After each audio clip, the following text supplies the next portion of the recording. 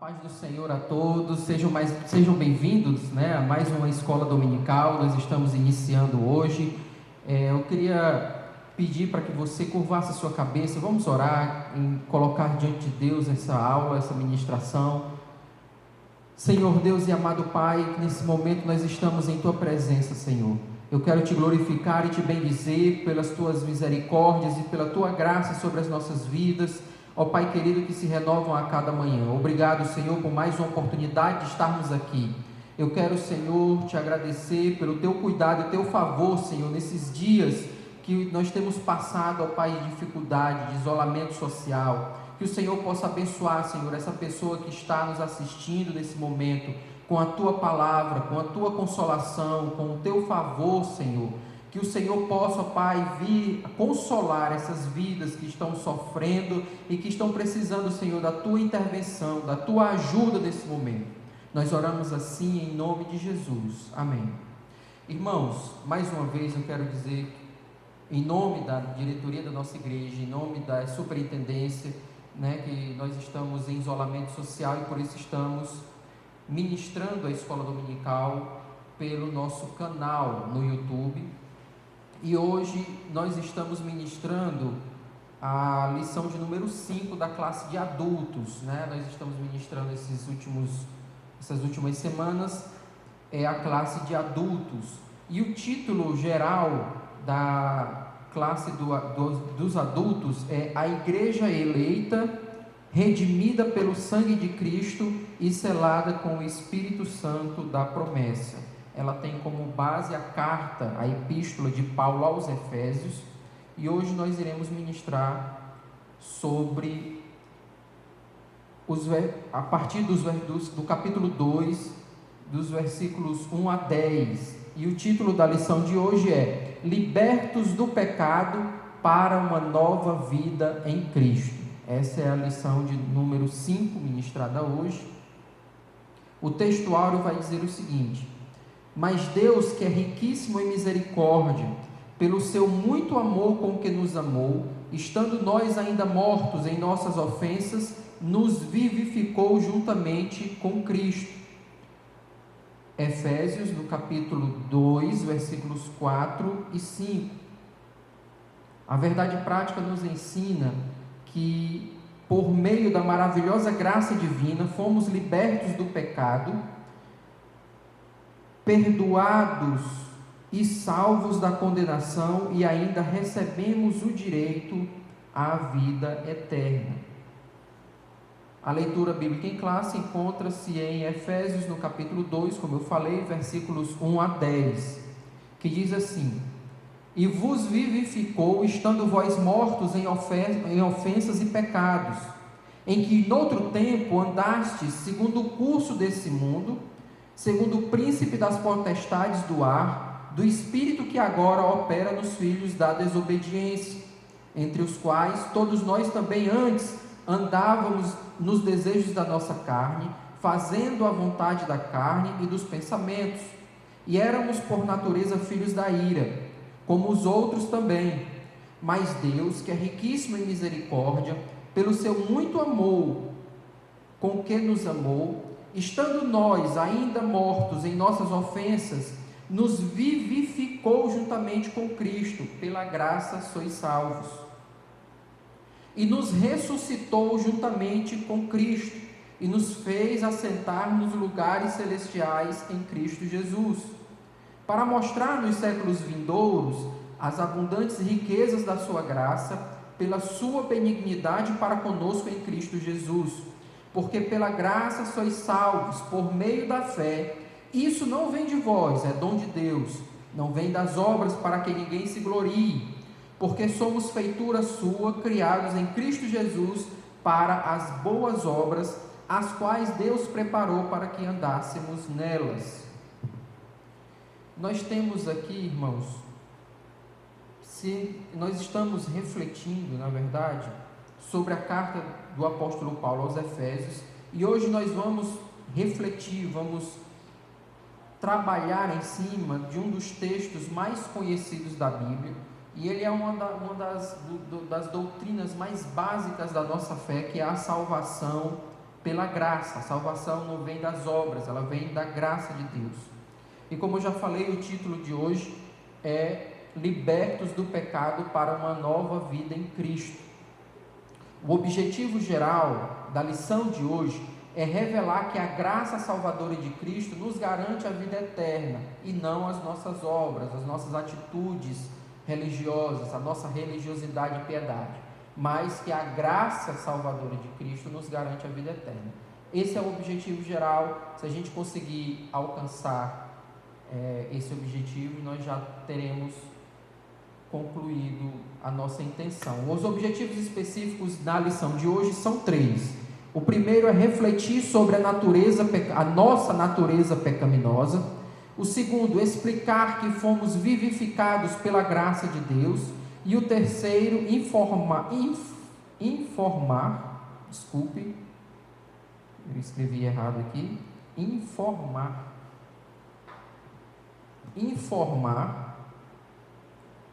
que nossa salvação vem de Deus e não das obras, certo? Então são os objetivos específicos. Vamos ver se a gente consegue alcançá-los.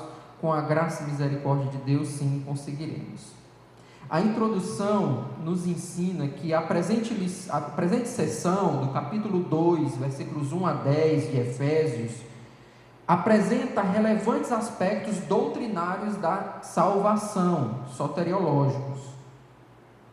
Nessa sessão, o apóstolo Paulo descreve a libertação dos pecados como um favor imerecido dado por Deus aos salvos, a fim de que os salvos desfrutem de uma nova vida em Cristo.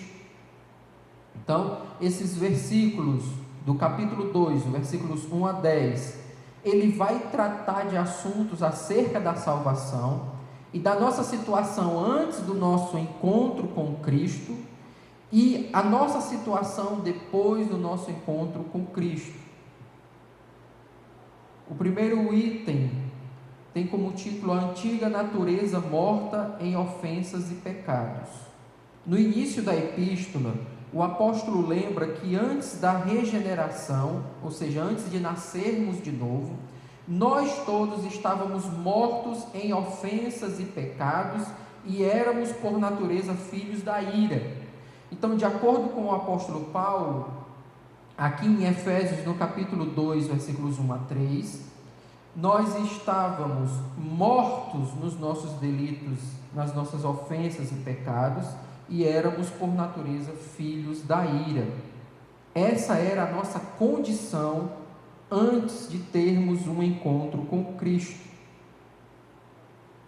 O item 1 fala da nossa condição anterior à nossa conversão, anterior à nossa nova vida em Cristo. Qual era essa nova condição? Aqui diz assim: e vos vivificou, estando vós mortos em ofensas e pecados, diz o primeiro versículo do capítulo 2. A palavra ofensa vem do grego paraptoma, a palavra é essa. Paraptoma é a palavra grega para ofensa. Tem o sentido de passo em falso de forma deliberada. É como se a pessoa dissesse assim: quem manda no meu nariz sou eu faço o que eu quiser, eu arrisco mesmo, eu vou por esse caminho, eu sei que pode dar errado, mas eu vou mesmo assim. Então, esse passo em falso de forma deliberada, no grego é paraptoma, e a tradução para nós aí é ofensa, né? É uma atitude, é um caminhar, é um passo em falso de forma deliberada. O outro termo, que é pecado, nós estávamos mortos, né, nos nossos delitos ou ofensas e pecados. Essa palavra pecado em grego é armatia, e existe um ramo da teologia que é a armatiologia, que é o estudo acerca do pecado. E essa palavra armatia descreve como aquele que erra o alvo. O alvo é esse, é ir por aqui. E aí, se você erra o alvo, esse errar o alvo é usado essa palavra grega armatia. Em vista disso, o homem, em sua natureza decaída, é diagnosticado como morto. Ou seja, uma declaração da real condição das pessoas sem Deus. O conceito é de morte moral e espiritual provocada pelo pecado que inevitavelmente separa o homem de Deus, conforme Isaías capítulo 59, verso 2 e Tiago 1,15. Isaías 59, 2 vai tratar que os nossos pecados fazem separação de nós e Deus. Deus, ele sempre procura se aproximar de nós. Deus sempre procurou meios e formas de se aproximar do homem, do ser humano. Mas o pecado, começado em Adão, a rebeldia do homem, a teimosia do homem, ele desencadeou em nós essa rebeldia. E aí nós tendemos a sempre nos afastarmos de Deus. E aí Paulo vai dizer que nós estávamos mortos nas nossas ofensas e pecados. Todos os seres humanos. E essa morte não é apenas física, ela acontece, mas ela é espiritual e moral. Ela é uma morte espiritual e moral. Tal qual um corpo inerte, a natureza pecaminosa impede o homem de ouvir e obedecer à voz de Deus. Quem assim vive está morto enquanto vive, conforme 1 Timóteo capítulo 5, verso 6. Então, a pessoa, o ser humano, por causa da queda de Adão e por causa do seu próprio pecado, ela não tem condições de se aproximar de Deus por si mesma, porque ela está morta, ela tem um problema na sua natureza, ela tem uma mancha na sua natureza e ela não consegue, ela tem um defeito, ela não consegue se aproximar de Deus. O ser humano não consegue por si só, pelos seus méritos, pelo seu esforço, se aproximar de Deus. É isso que nos revela a palavra de Deus. Quando Adão peca, Adão foge, Deus quem vai atrás dele. Deus quem disse: Adão, Adão, onde é que você está? E ele disse: quando ouvi tua voz, eu me escondi porque estava nu. Então Adão sempre fugindo, Caim quando mata Abel foge, e tantos outros exemplos que nós temos de pessoas que quando cometem os seus pecados, elas fogem de Deus por causa da rebeldia e da morte moral e espiritual. Então essa era a nossa condição antes de Cristo. A nossa condição antes de termos o encontro com Cristo era uma condição de morte, de mortalidade. Nós não conseguíamos obedecer à voz de Deus, nem sequer ouvir a voz de Deus. E nós vimos isso em aulas anteriores, O segundo item trata das nossas ofensas e pecados. A má conduta em que noutro tempo andastes é descrita por Paulo por meio da metáfora do ato de andar, no capítulo 2, versículo 2, a parte A, que ele vai dizer: noutro tempo andastes segundo o curso deste mundo. Essa metáfora refere-se às atitudes erradas adotadas na vida passada do salvo antes da regeneração. Andaste segundo o curso deste mundo, capítulo 2, versículo 2, a parte B. Os costumes eram praticados conforme o sistema mundano da época, tais como a imoralidade, o furto e a mentira, capítulos 4, versos 22 a 32 de Efésios. Uma constatação de que o salvo não deve tomar a forma do mundo, relativizar o pecado e muito menos ajustar-se à maneira de viver de seu tempo. Então, porque nós estávamos mortos nos nossos delitos e pecados, nós andávamos antes segundo o curso desse mundo. Esse mundo é como uma correnteza, ele descreve aqui como uma correnteza, como uma maré. E quando a gente se converte, a gente vai andar contra a maré, contra a correnteza. E Paulo vai dizer, olha, não se conforma com esse mundo, em Romanos 12:2, mas transforme-se pela renovação da vossa mente. Você tem uma mente nova. As pessoas da igreja de Éfeso e daquela região de Éfeso, elas viviam numa imoralidade, tinham como prática o furto, a mentira e tantos outros alistados aqui no capítulo 4 de Efésios e no capítulo 5. E aí Paulo vai nos ensinar e vai nos admoestar a mudarmos os nossos hábitos, nós que agora somos crentes em Cristo e fomos vivificados por Cristo. Mas o mundo, e o mundo aqui é o sistema dominado pelo inimigo, ele é regido pelo inimigo de nossas almas, que aí a gente entra na segunda parte do versículo.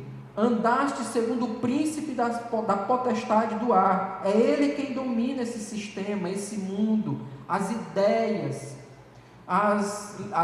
o estilo de vida, as regras que as pessoas seguem deste mundo decaído, afastado de Deus, averso a Deus. Ele é dominado, ele é influenciado por Satanás.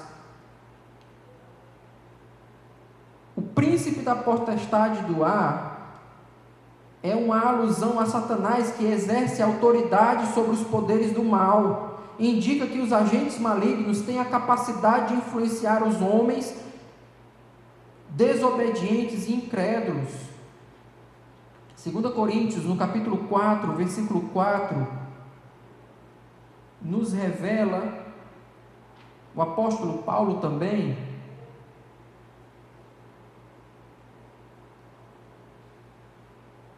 o seguinte, ele diz: nos quais o Deus deste século cegou os entendimentos dos incrédulos, para que não lhes resplandeça a luz do Evangelho, da glória de Cristo, que é a imagem de Deus. Ou seja, as pessoas que estão no mundo, afastadas de Deus, mortas nos seus delitos e pecados, elas têm a sua mentalidade, a sua mente, o seu entendimento obscurecido pelo Deus deste século, pelo diabo. Por isso que eu venho dizendo sempre que para nós termos acesso a Deus, nós precisamos da graça dele, precisamos de revelação, nós precisamos de iluminação do Espírito Santo, porque eu, pelo meu esforço, pela minha capacidade, não sou capaz, por mim mesmo, alcançar conhecimento, entendimento, fé. Eu preciso da graça de Deus, precisamos da graça de Deus. Quando você tiver alguém em mente, que você quer que ela se converta, que ela mude de vida, que ela tenha uma vida transformada, primeiro você precisa travar uma batalha espiritual por aquela pessoa, porque existe um governo, um poder espiritual que age influenciando para cegar aquela pessoa, para que ela não ouça a verdade do Evangelho, para que ela não enxergue a luz do Evangelho da glória de Cristo. E uma vez que você coloca essa pessoa diante de Deus e batalha por ela e luta por ela, Deus, ele começa a intervir. Mais adiante na carta aos Efésios, Paulo alerta que a nossa luta é contra tais seres do mal. Efésios capítulo 6, versículo 12. A nossa luta não é contra pessoas, não é contra o seu parente. A nossa luta, conforme a palavra de Deus nos revela, ela acontece num nível invisível, num nível espiritual, contra principados e potestades. E aqui eu quero também deixar bem claro que nem tudo que as pessoas fazem, que a gente pensa que pode acontecer na nossa vida, é o diabo. Claro que tem a nossa carne, é um dos nossos inimigos, a nossa própria vontade pecaminosa, aversa a Deus, decaída. E também tem o mundo, que eu já falei, que é esse sistema dominado pelo inimigo. A gente tem que ter discernimento, pedir a Deus discernimento, para identificar quem é que está agindo, se é a minha própria carne, se é o mundo ou se é o diabo. Nem tudo é o diabo. Isso aconteceu, foi o diabo. Isso aconteceu, foi o diabo. Nem tudo é, mas muita coisa é influenciada por ele, sim, conforme nos revela a palavra de Deus. Contudo, não é necessário temê-lo, pois Deus exaltou Cristo acima de todos eles, conforme vimos e aprendemos nas lições anteriores, e também está registrado em Efésios no capítulo 1, versículo 21. Como eu já havia falado antes, não há um pé de igualdade de forças entre Deus e o diabo. Isso é uma ideia dualista, nós não cremos nisso. Nós cremos que Deus é soberano sobre todos os seres, sobre todos os poderes, e Ele tem toda a autoridade sobre o inimigo de nossas almas, e Ele lhe deu, e deu a mim também, a autoridade, no nome de Jesus, para nós vencermos essas potestades. Se você clamar em nome de Jesus, se você pedir em nome de Jesus que Ele vá embora, Ele vai embora, e Ele bate em retirada, porque Ele obedece à ordem divina. Andávamos fazendo a vontade da carne e dos pensamentos.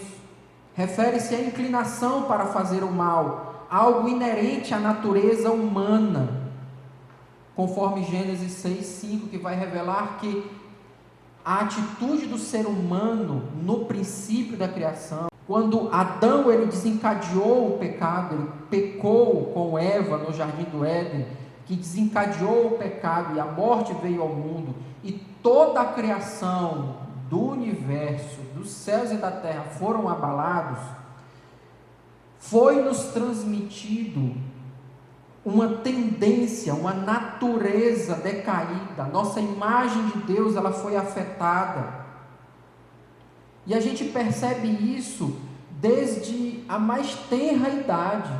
As criancinhas mais novinhas, nós percebemos essa tendência à rebeldia. Os nossos filhos, quando a gente passa uma ordem, quando a gente diz, eles já tendem a querer se impor, se rebelar contra a nossa ordem. E assim somos nós diante de Deus.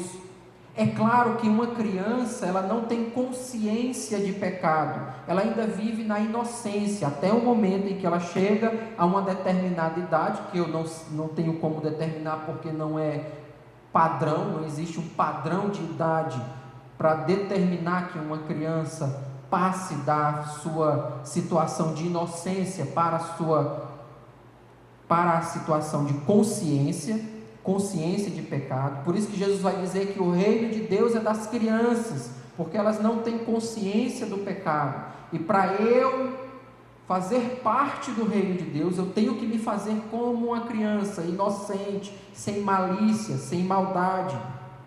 E a criança, apesar de ter a tendência pecaminosa, apesar de ter a natureza pecaminosa nela, ela não tem consciência de pecado, e Deus não imputa pecado à criança.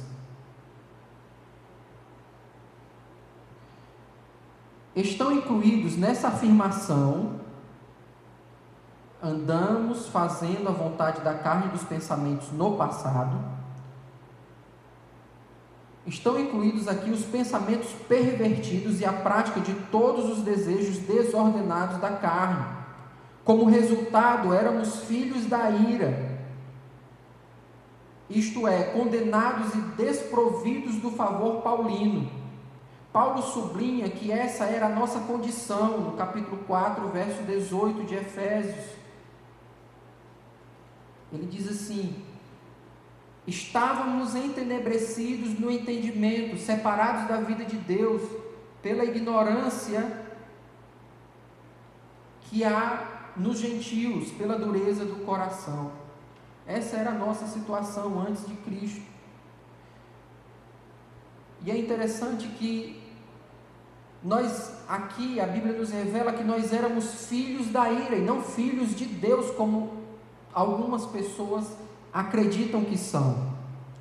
Para você ser filho de Deus, você precisa cumprir alguns pré-requisitos. Porque não adianta eu dizer que sou filho de Deus. Quem tem tem que dizer que sou filho ou não é o próprio Deus. Eu lhe pergunto, Deus lhe considera filho dele ou filho da ira? Mas Armando, como é que eu sei se eu sou filho de Deus ou filho da ira? Bem simples. Se você anda fazendo a vontade da sua natureza pecaminosa e dos seus pensamentos, se você anda segundo o príncipe da potestade do ar, segundo o inimigo de nossas almas, se você anda segundo o curso desse mundo, você é filho da ira. Agora, se você teve um encontro com Cristo, o Senhor ministrou a sua vida através da pregação do Evangelho, você teve um encontro real com Deus, creu na obra de Cristo na cruz, creu que Deus o ressuscitou dos mortos e que o colocou sobre todas as coisas, você é filho de Deus. Aqui ele encerra dizendo: entretanto, aprove ao Pai, apesar da nossa condição caída, da nossa morte espiritual e moral, da nossa rebeldia contra o Senhor, Deus quis nos eleger e nos predestinar para filhos de adoção. Glória a Deus por isso, que Ele nos pegou numa situação depravada, triste, suja, terrível, perversa, manchada, condenada, e Ele nos elegeu e nos predestinou para sermos filhos dEle, não pelos nossos méritos, porque na nossa condição antes não tínhamos como nos aproximar dEle, se não fosse por sua graça e pela sua misericórdia. E aqui voltando a falar sobre a eleição tem a ver com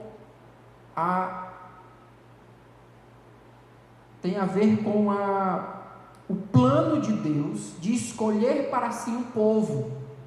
Deus nos elegeu para sermos um povo dele, um povo santo, uma nação santa. E a predestinação tem a ver com as bênçãos que ele tem reservada para este povo. Nós vimos isso em lições anteriores. O item 2 tem como título: vivificados pela graça. Por ato de bondade e misericórdia, estando nós ainda mortos em pecados, Deus imensamente nos amou e por isso nos vivificou por meio de sua graça. Deus, Ele viu a nossa condição, Ele viu a nossa pecaminosidade, Ele viu o nosso estado e Ele nos amou. Ele olhou para a nossa situação e nos amou, mesmo nós estando numa situação terrível. O primeiro item diz que fomos alcançados pela misericórdia e pelo amor de Deus. Misericórdia é uma palavra que significa sentir a miséria do coração do outro, é ver a miséria do outro e sentir dor no seu íntimo, no seu íntimo, no seu ser. E foi isso que Deus sentiu com relação à humanidade, com relação à sua vida e à minha vida. Após constatar a situação da humanidade que estava sob a ira de Deus, Paulo passa a descrever os atos divinos de amor e de misericórdia que alteram o quadro caótico da raça humana.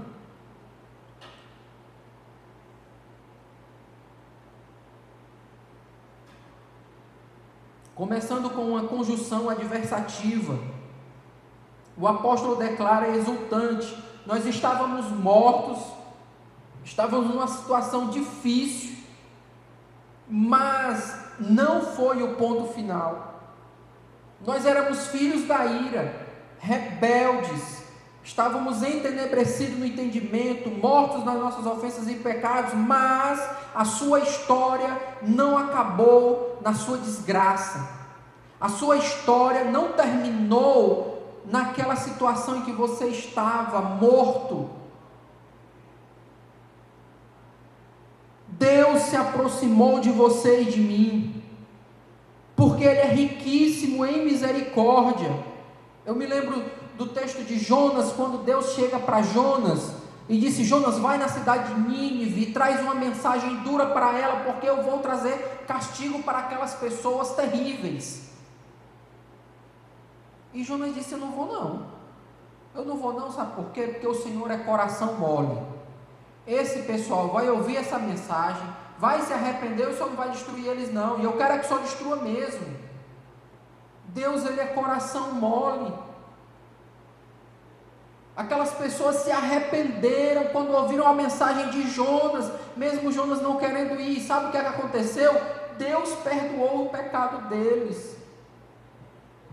E assim Ele veio na minha vida e na tua vida. Você estava morto nos seus delitos e pecados. Olha para a história de quantas pessoas no nosso meio, a nossa própria história, como nós estávamos antes, quem éramos nós antes de Cristo, e Ele nos encontrou. Quantas histórias lindas de Deus transformar a vida de pessoas que antes eram infiéis ao seu cônjuge, e hoje são pessoas que amam o seu cônjuge, são fiéis, pela graça de Deus, transformadas pelo amor de Deus, que antes eram desonestas nos seus negócios, mas hoje não negociam a sua honestidade, não negociam os seus princípios. Por quê? Porque foram alcançados por aquele que é riquíssimo em misericórdia.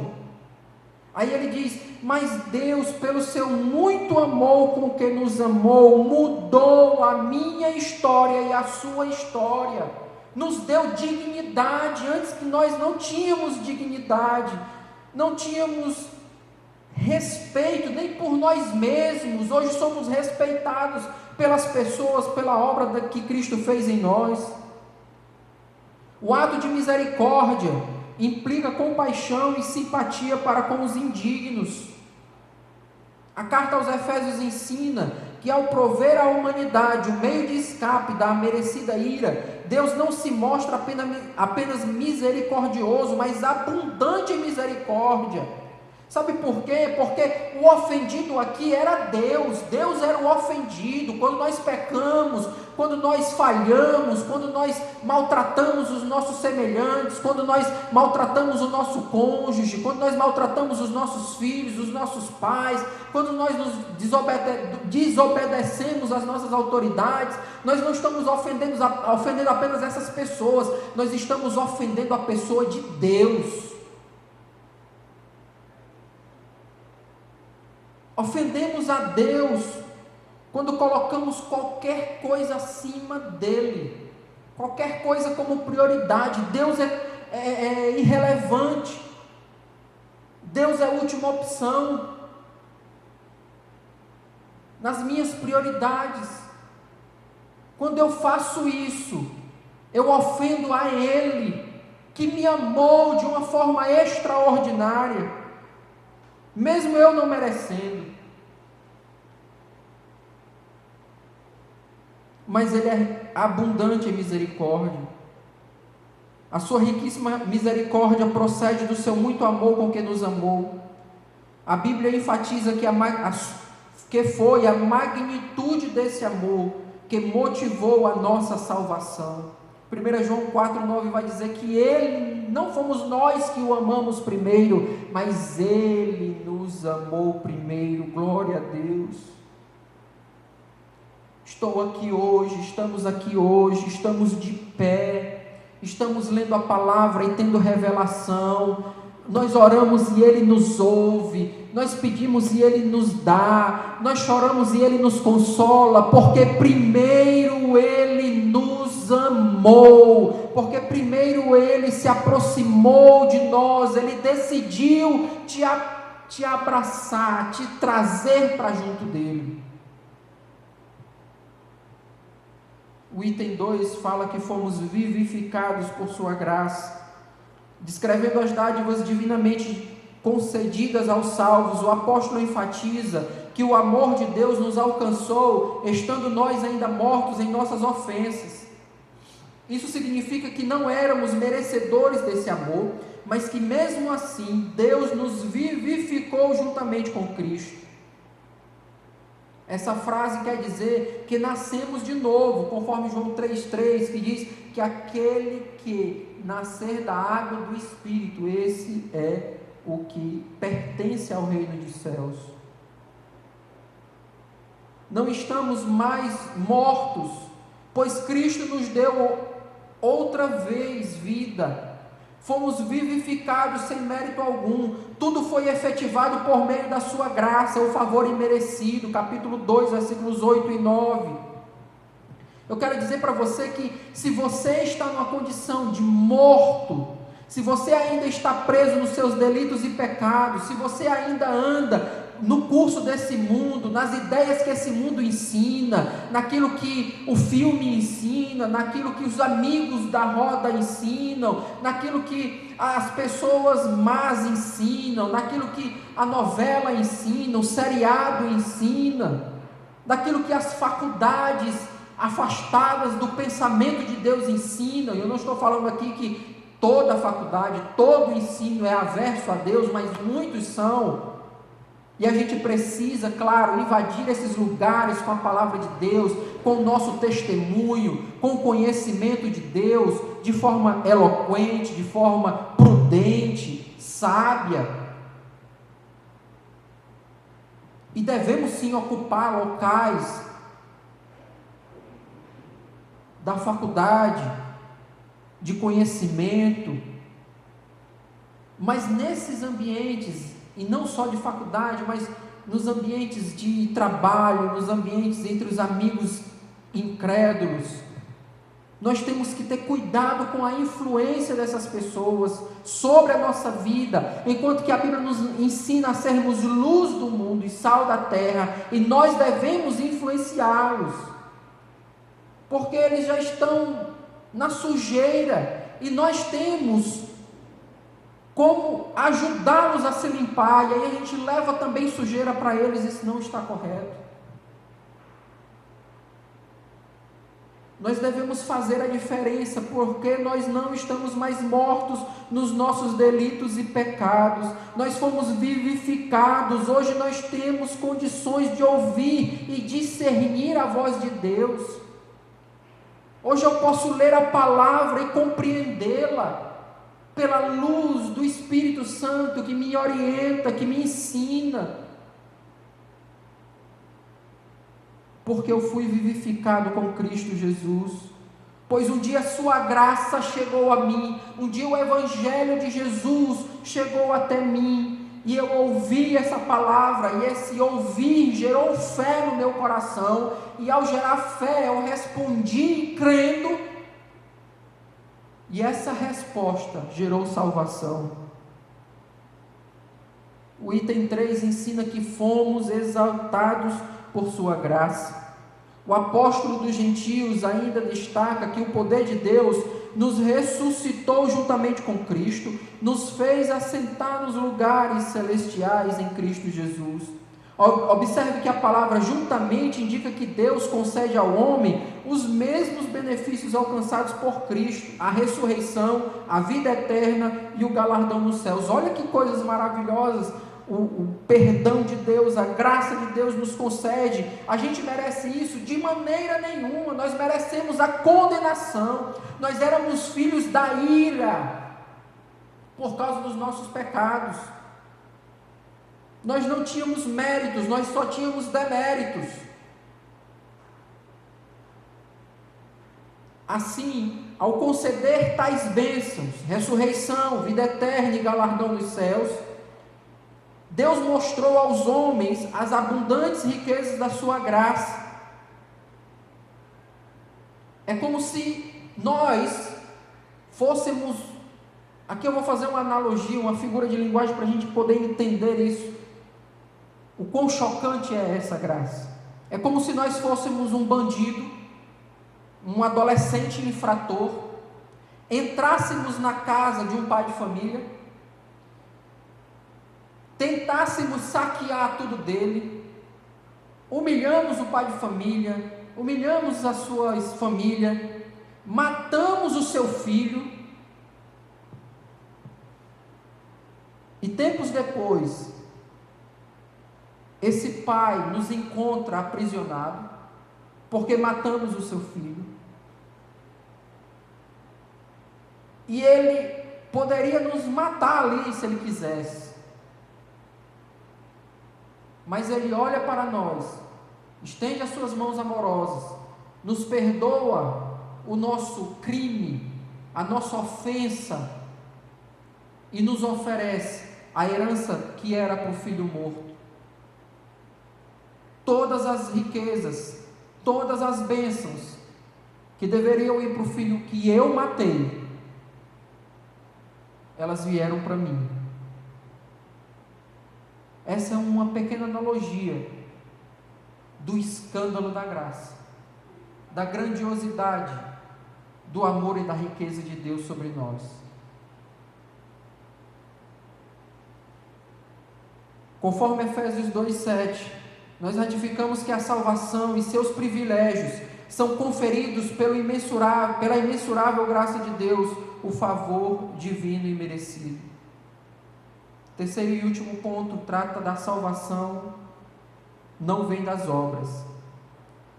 Em Efésios, no capítulo 2, versos 8 e 10, Paulo revela que a salvação não depende das obras humanas, ou seja, não depende dos meus atos religiosos, não depende de eu ser correto, não depende de eu ser piedoso, certinho, conforme o jovem rico se aproximou de Jesus dizendo: o que é que eu faço para receber a salvação, para receber a vida eterna, para herdar o reino de Deus?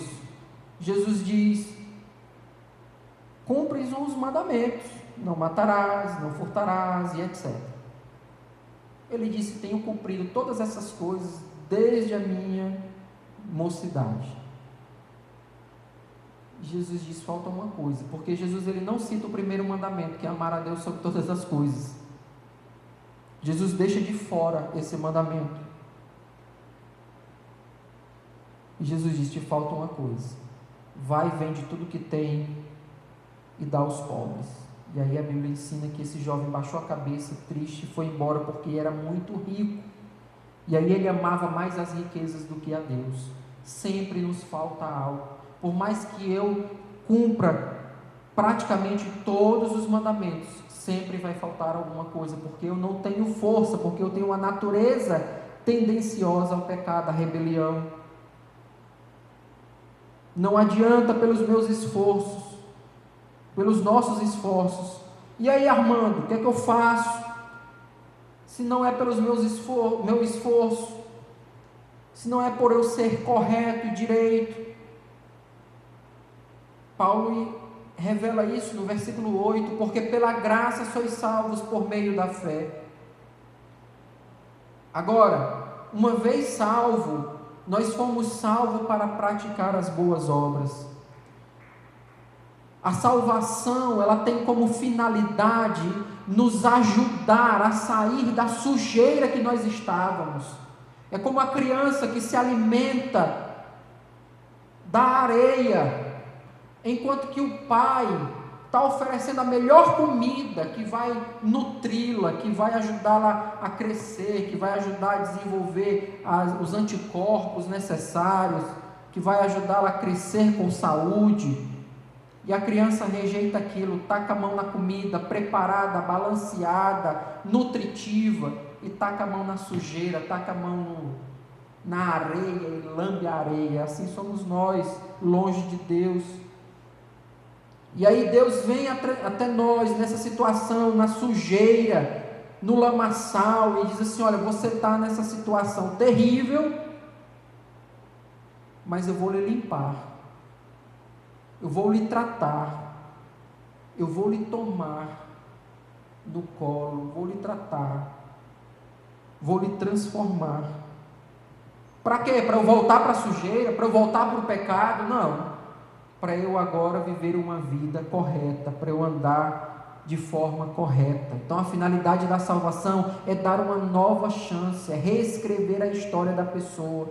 Quantas pessoas estão aí fora que não veem uma saída para a sua situação, presas na infidelidade, presas na desonestidade, presas na mentira, presas no vício, não conseguem se libertar. Eu tenho uma boa notícia para você: Jesus quer te libertar, quer reescrever tua história, quer transformar a tua vida. Ele está te dando um cheque em branco. Todas as dívidas que você tinha, as dívidas que você tinha para trás, Ele está quitando essas dívidas e está te dando um cheque em branco para você refazer as tuas riquezas, a tua história.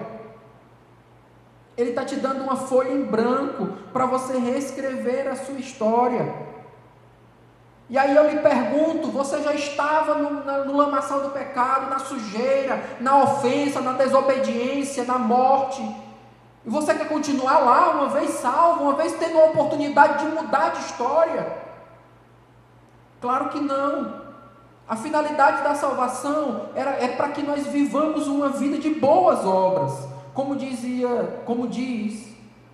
alguns teólogos, que Martinho Lutero ensinava que a salvação não é pelas obras, mas sem as obras ninguém será salvo.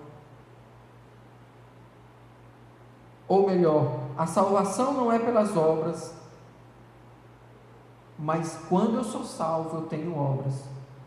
Por quê? Porque a salvação, ela tem como finalidade transformar a minha vida, e das más obras eu vou praticar boas obras. O item 1 do terceiro tópico fala acerca da graça como meio de salvação. A salvação inclui a libertação da morte, da escravidão do pecado e da ira vindoura. Ao mesmo tempo, permite ao salvo desfrutar de todas as bênçãos espirituais descritas em Efésios no capítulo 2, versículos 1 a 7. Ela está disponível a todas as pessoas, a mim e a você. É só você querer, por fé. Portanto, a salvação é o livramento do poder da maldição do pecado e da morte, a restituição do homem à comunhão com Deus, uma bênção concedida a todos que recebem Cristo como Salvador. A palavra graça é a tradução do grego charis, que significa favor imerecido. Ela mostra que a salvação veio da parte de Deus. É por meio da graça que Deus ativa o livre-arbítrio e capacita o pecador para que responda com fé ao chamado do Evangelho. Todavia, ainda assim, o ser humano é livre para escolher entre dois caminhos: salvação e perdição. A graça de Deus não elimina a liberdade. Ela pode ser resistida, como nós vimos na lição 3, que a graça, ela não é irresistível. Você pode dizer não para a oferta de Deus para a sua vida, você pode dizer não, você tem essa liberdade. Mas quem é que vai rejeitar, em sã consciência, tantas bênçãos e tanto amor? A fé deve ser considerada como a aceitação da obra realizada por Cristo em nosso favor. É crer naquilo que Jesus fez na cruz por nós.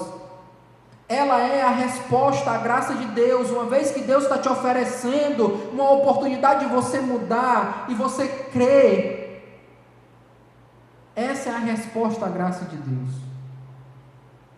E aí recebemos a salvação.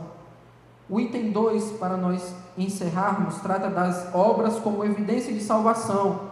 Aqui o apóstolo usa duas negações para endossar a origem da salvação. A primeira expressão: isso não vem de vós, capítulo 2, verso 8, a parte B.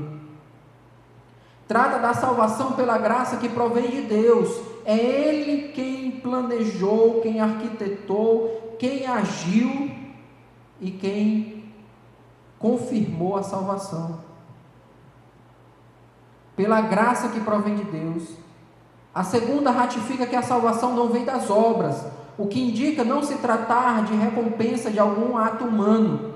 Essas afirmações incluem a possibilidade de alguém ser salvo por esforço, excluem, a possibilidade de alguém ser salvo por esforço pessoal. Não tem como, pelo meu esforço.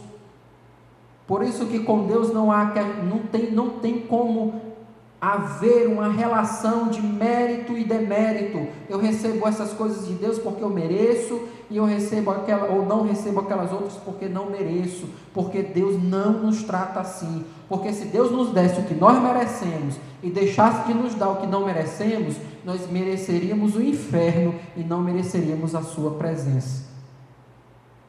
Mas pela sua graça Ele faz o contrário.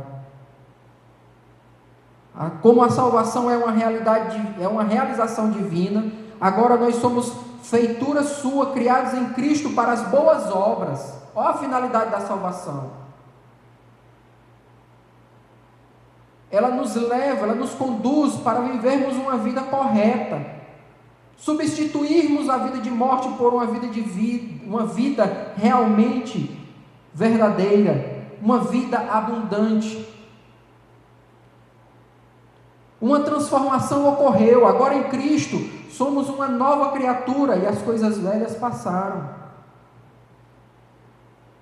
Por isso, se antes o apóstolo usa a metáfora do andar numa perspectiva negativa, antes andávamos segundo o curso desse mundo, segundo o príncipe da potestade do ar, agora, por meio de uma perspectiva positiva, somos instados a não mais andar daquela forma, mas andar fazendo boas obras, não como meio para ser salvo, mas como evidência da salvação. Você não tem obras, você não faz o que é certo para ser salvo, você é salvo para fazer o que é certo. Percebe a dinâmica da diferença? É o contrário. Eu sou salvo para ter uma história reescrita em Cristo agora, mudada, transformada, não mais rebelde, não mais em rebelião a Deus, mas em obediência a Ele. Não mais como obrigação, mas por gratidão. Não mais por orgulho próprio, mas pelo amor dEle. A conclusão: antes de regeneração, antes de nascermos de novo, éramos filhos da ira e condenados à perdição eterna. Por ato do amor divino, por meio de sua maravilhosa graça, nos tornamos filhos por adoção. Essa gloriosa salvação nos foi concedida independente das nossas obras. A partir da salvação, passamos a praticar boas obras que glorificam a Deus, nosso Pai.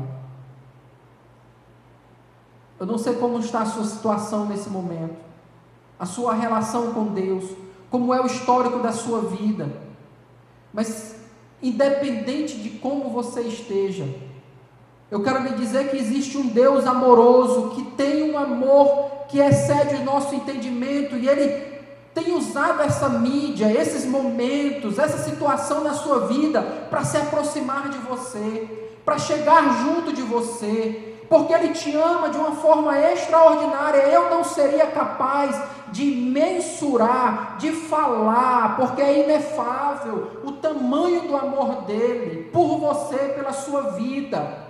Se houve alguma dúvida no seu coração, tire nesse momento em nome de Jesus, porque Ele lhe ama de uma forma extraordinária. Ele sempre procura e tem procurado se aproximar da sua vida. Ele quer lhe dar uma liberdade do pecado e uma nova vida em Cristo. Ele quer que você viva uma vida de comunhão com Ele. Ele quer andar com você, Ele quer ouvir a tua voz, Ele quer falar contigo, Ele quer te consolar, Ele quer dizer o quanto Ele te ama e o quanto você é importante para Ele. Ele já demonstrou isso de várias maneiras, e você fica relutando, você fica teimando e duvidando. Não duvide mais, não relute mais. Abra o seu coração para esse amor preencher a tua vida, preencher o teu ser, preencher a tua alma, preencher o teu coração. Ele quer te encher de uma nova vida e de uma nova esperança.